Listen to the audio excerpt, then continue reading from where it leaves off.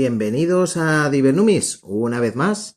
En el día de hoy hablaremos de un pueblo vecino de los romanos. Estamos muy acostumbrados a coleccionar moneda romana y en la escuela nos enseñan todo tipo de detalles sobre la historia de Roma, su imperio, etc. Pero, ¿qué pasaba más allá del imperio romano? ¿Qué sucedía fuera de sus límites? Bueno, pues en este caso hoy os mostraré 3 dracmas del Imperio Parto. De entrada, muchos debéis estar pensando, ¿dónde está este Imperio Parto? Bueno, pues digamos que más o menos por la zona de Siria y más al este. Entonces ya habían los territorios de la antigua Babilonia, Media, Persia, territorios que hoy en día nosotros asociamos a países como Irán, pero en una extensión en la antigüedad mucho más amplia.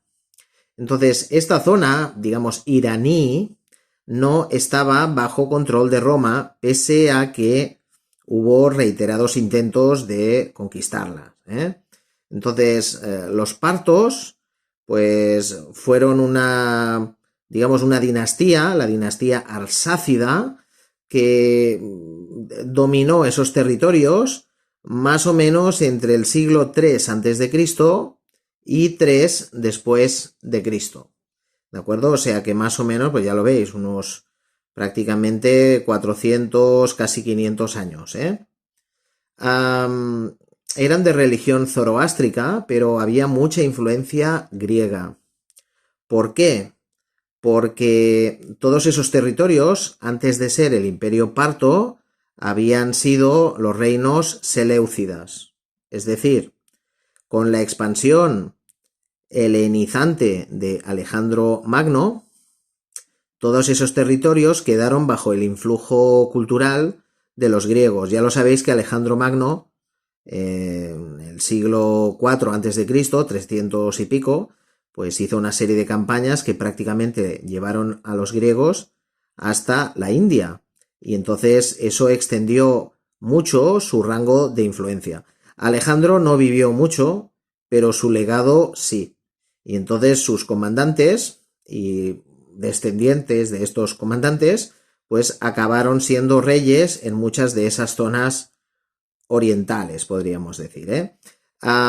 Entonces, pues los seleucidas, en el momento en el que cayeron en desgracia, pues fueron sustituidos por estos partos.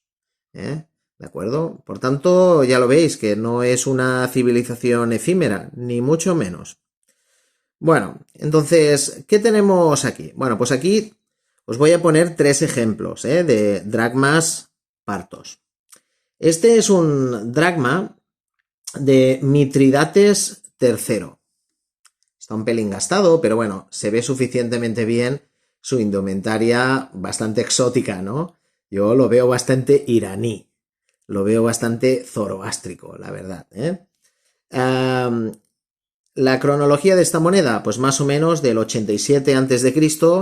al 80, ¿de acuerdo? Es un dracma, siglo I a.C. Aquí detrás, ¿qué tenemos? Bueno, tenemos una especie de arquero, el arco está por aquí, no sé si lo veis, que hace una especie de W y la cuerda sería el palito. Pues una especie de arquero sentado, Y entonces con caracteres griegos, porque claro, la influencia de el mundo helénico es muy importante, pues les llevaba a imitar un poco monedas un poco como las que hacía Alejandro Magno y bueno, y un poco los reyes helenísticos, ¿de acuerdo? Lo que ocurre es que, claro, poco a poco, usando su particular visión, ¿no? O sea, digamos, se mezcló la cultura allí, ¿no? La cultura de los griegos con la cultura, digamos, babilónica, ¿no? La más oriental. ¿Qué suelen decir estos textos? Ahora no me voy a pelear aquí con todo esto, pero bueno, aquí ya se lee, por ejemplo, en griego Basileus o Basileon, O sea, normalmente suelen poner rey de reyes, a veces el amante de su padre, como el amante en buen sentido, Es decir, el que quiere a su padre, el amigo de los griegos, suelen poner este tipo de de leyendas, ¿de acuerdo? Entonces, pues bueno, es un poco los bustos y las leyendas, pues son lo que permite clasificar a los distintos reyes de este imperio, ¿de acuerdo? Por lo tanto, ya lo veis, Mitridates aquí, pues bueno, fue un rey usurpador, o sea, se cargó al anterior y bueno, entonces él estuvo gobernando hasta que en una de las batallas, pues bueno, simplemente perdió.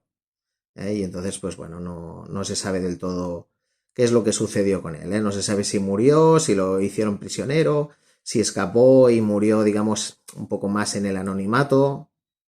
O sea que, bueno, interesante, ¿de acuerdo? Son muy bonitas, luego mostraré alguna moneda posterior a los partos para que veáis de qué son precedente. O sea, los partos cuando desaparecen no quedan en la nada, sino que dejarán una huella muy interesante en numismática posterior.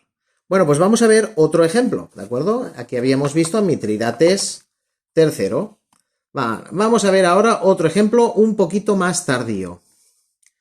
Ya veis que aquí los peluqueros eran espectaculares, Bueno, este señor es Orodes II. Un poquito posterior, esto es del 57 a.C. al 38 a.C. También es un dracma, son monedas de plata. Y fijaos que aquí se ve mucho mejor el individuo sentado en una especie de trono y aquí el arco, ¿de acuerdo?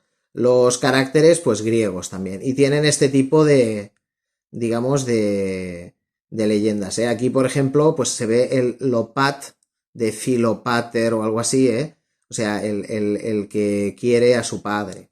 Ya lo veis que, bueno, más o menos muchas veces están descentradas estas monedas, no se pueden leer al 100%, pero bueno, digamos, entre una y otra al final va sacando un poco la leyenda típica, ¿no? Que suelen tener. Y el busto, pues bueno, ayuda mucho a identificar a los reyes, ¿no?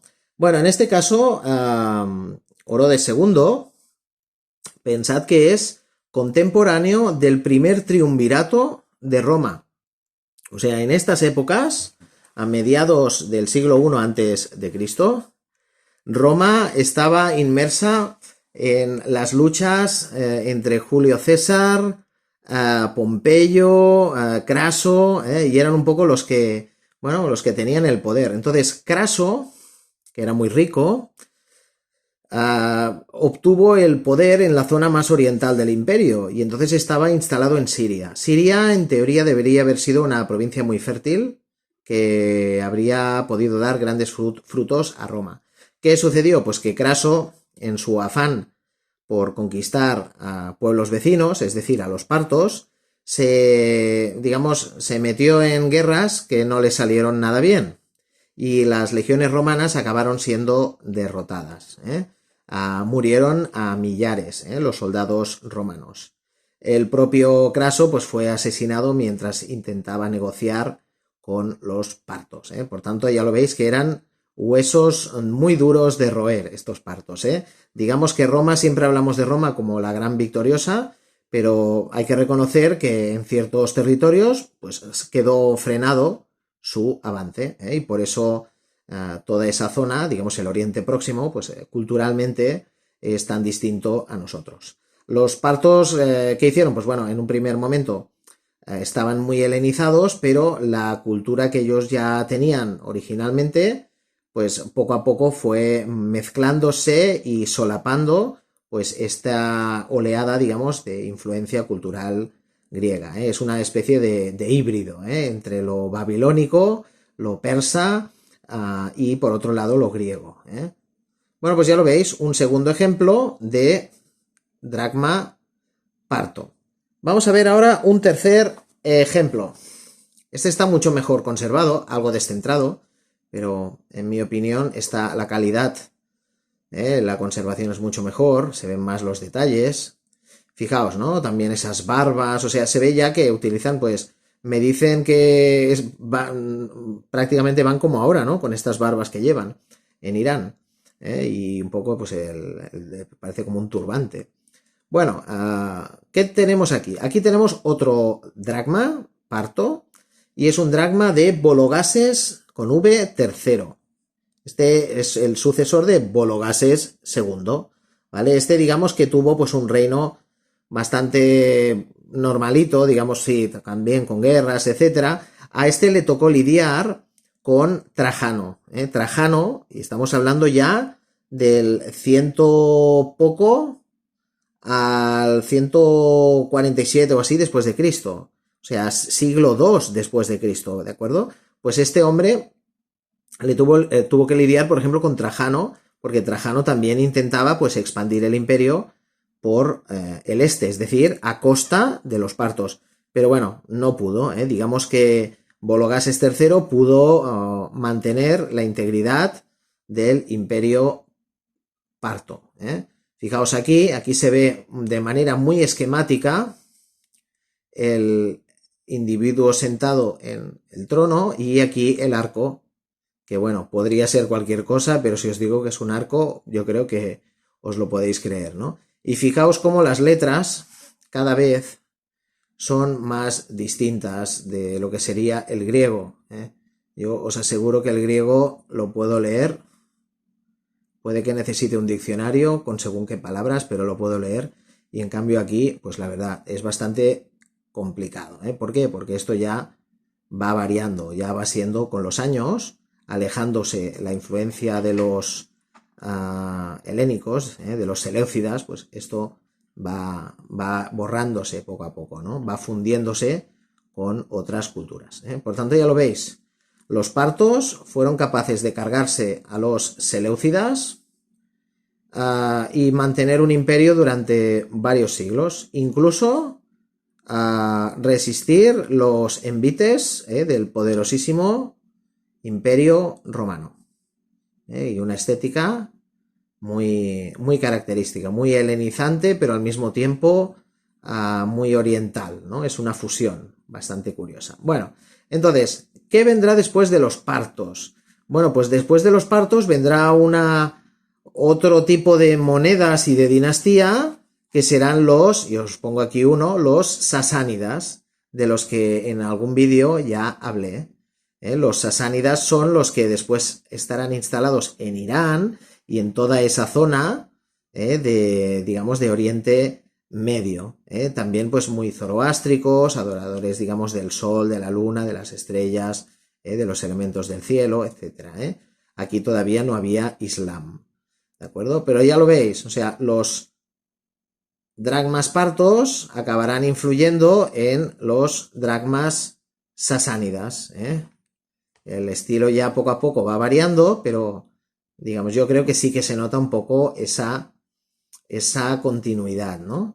Luego, después ya sabéis que después de los sasánidas vienen digamos, los dirhem islámicos, omeyas, etc.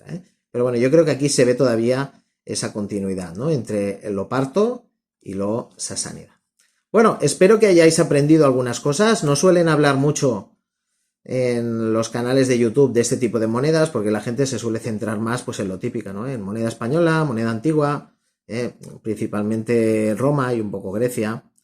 Y bueno, yo creo que está bien también mostrar estas piezas un poco más exóticas, Si sois de los que os aburrís con facilidad teniendo 30 piezas parecidas, pues bueno, una opción es tener algunas piezas de estas de los partos, de los sasánidas, y bueno, y descubrir que hay vida más allá del Mediterráneo y de Occidente. Pues bueno, si os ha gustado, dadle a like, suscribíos, recomendadlo, compartidlo y bueno, sobre todo comentad, que me fascina leer vuestros comentarios, porque siempre decís cosas interesantes, aunque solo sea para decir que está muy bien o que os ha gustado. Todo esto, oye, no os lo ahorréis, que a mí me gusta mucho leerlo, y a la señora Di Bernumis también. Pues nada, hasta la vista.